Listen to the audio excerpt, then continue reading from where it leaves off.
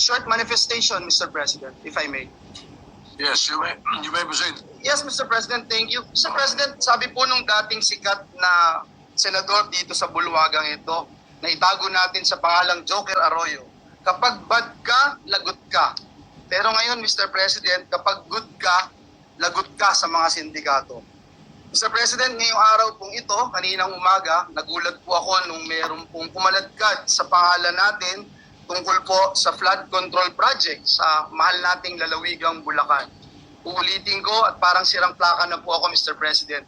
Wala po ako kailanman naging flood control project. Hindi ko po sasabihin na I categorically deny this accusation. Dahil po may resibo po tayo. Meron po pwedeng i-verifika kung bakit ito nangyayari. Mr. President, noon pa man tayo ay lumalaban na against this flood control issues, Mr. President. 2023, I'm just not sure, Mr. President, kung ready na po yung staff natin para i-show yung video na since 2023 ay dito po sa mismong bulwagan na ito at sa mga committee hearings, binabanggit na po natin ito. Please.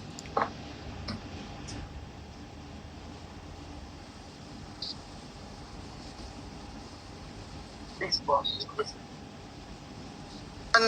Kinausap ko nitong nakaraang Karina, ang lahat nagsasabi, mas worse. Yung dating hanggang bewang, lagpas tao na. Yung dating hindi binabaha, binabaha na. Hindi inaabot na bahay, binabaha na. So, I don't know how else to say this, Mr. Chairman.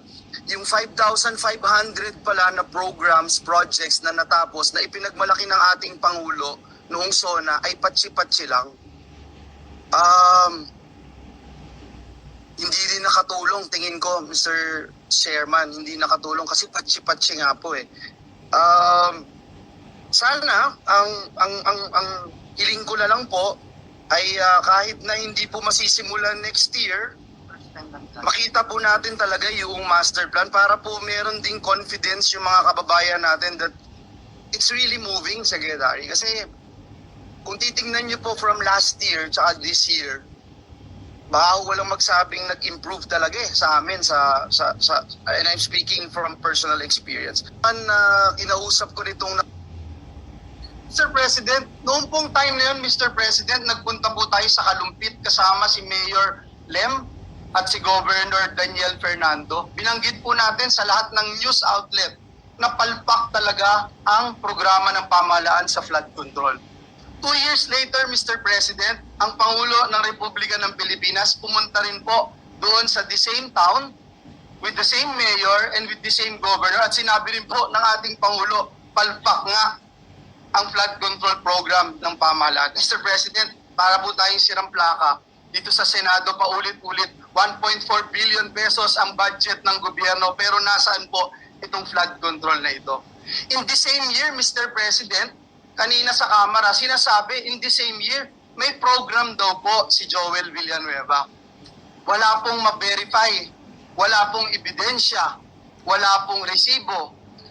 Pero patuloy po itong tinatanong. Mr. President, sabi ng matatanda, kung sino yung lumalaban, siya yung gusto nilang tamaan ng mga sindikato. And if you can't convince them, confuse them. Binanggit din po yan ni Mayor Vico Soto. Mr. President, hinahanap pa ba natin ang mastermind? Dito rin po sa bulwagan na ito, Mr. President, unang nasabi yung binabanggit kahapon ni Senate President Escudero, a name that cannot be mentioned. Walang iba kundi si Dracula, na ginawang tagapagbantay ng Kamara doon po sa National Blood Bank natin. Ngayon, Mr. President, nasan po si Dracula? Bumaba daw po yung dugo. Bakit? Kulang na po ba ang supply ng dugo? Kaya sa iba na humahanap ng dugo si Dracula? Sino ba ang mastermind nito, Mr. President? Hindi po ba ganito rin po yung ginawa sa atin 2 years ago nung nilabanan natin yung People's Initiative na may mga script na pinababasa at basa, scripted lahat. Kahit walang ebidensya, i-contempt mo. Kahit walang ebidensya, ipako mo sa krus. Mr. President, hindi po natatakot sa mga ganitong uri ng demolition job. handa rin po tayong madungisan ng ating pangalan, mainsulto o batikusin kung ito naman po ang magliligtas sa ating mga kababayan at tuldok sa anlibaha. Mr. President, let me put this on record. Alam ko po kung bakit lumabas ang pangalan ko. Kahapon ho, Ginoong Pangulo, and Senator JV and Senator Chis would attest to this. May hawak po ako ng mga affidavits ng mga taga-DPWH sa Bulacan. Pinakita ko po sa kanila at sabi ko, i-bring up ko po doon sa committee ni Senator Marcoleta. Hindi ko po ito nagawa sapagkat alam naman natin, Mr. President and Majority Leader Mix, alam natin yung nangyari kahapon. So we were preparing, I didn't get the chance to attend the committee hearing. Pero sabi ko nga po kay SP Chis kahapon at kay Senator JV, this is way too low. Assistant District Engineer. Para namang, bakit naman pag-aaksayahan ko ito ng panahon? And then, ito nga po, lumabas bigla kahapon ang taong ito. And I'm not trying, Mr. President, na just to defend myself and hit this pawn, Mr. President. Kasi alam naman natin sinong may hawak dito. Kaya ang hiling ko po sa bulwagang ito, ang hiling ko rin sa ating Pangulo, alam ko na sincero po kayo, alam ko po na masakit po sa inyo itong nangyayari. Pero klarong-klaro po sinong mastermind, Mr. President. Klarong-klaro po kung nasaan na si Dracula, kung bakit bumaba ang kanyang dugo kasi hindi na ho malaman kung saan tatago yung bilyon-bilyon o trilyon-trilyon sa labi. Hindi na alam kung saan kaya bumaba po yung dugo. At mismo si Dracula sinasabi hindi naman niya gagawin ito kung walang basbas ng amo niya. Sino ba ang amo niya, Mr. President? Sino ba ang naglagay sa kanya bilang tagapagbantay ng national budget?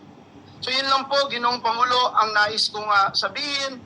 Mr. President, binanggit po kahapon ng ating Senate President Chis Escudero yung mga pangalang hindi pwedeng banggitin noon.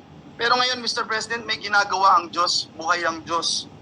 Ito pong nangyayaring ito, alam po niya na ito'y maglilid sa katotohanan. At ang katotohanan ang magpapalaya sa atin. Uulitin ko po, Mr. President, hindi lang po categorically denying yung binabatong putik sa atin at para dumihan ang ating pangalan. May resibo po tayo, madaling verifikahin, tayo po ay more than willing mag-undergo at sumali sa anumang investigasyon sapagkat wala po tayong tinatago. Ngunit ang hiling ko, Mr. President, atin pong alamin at siguruhin na may ebidensya yung ating mga sinasabing sangkot dito. At sa mga susunod na pagdinig, bibigay ko po lahat ng aking nalalaman. Wala din po akong sasantuhin gaya ng sinasabi ko noon pa. At Mr. President, I will never betray my principle. I will never, ever,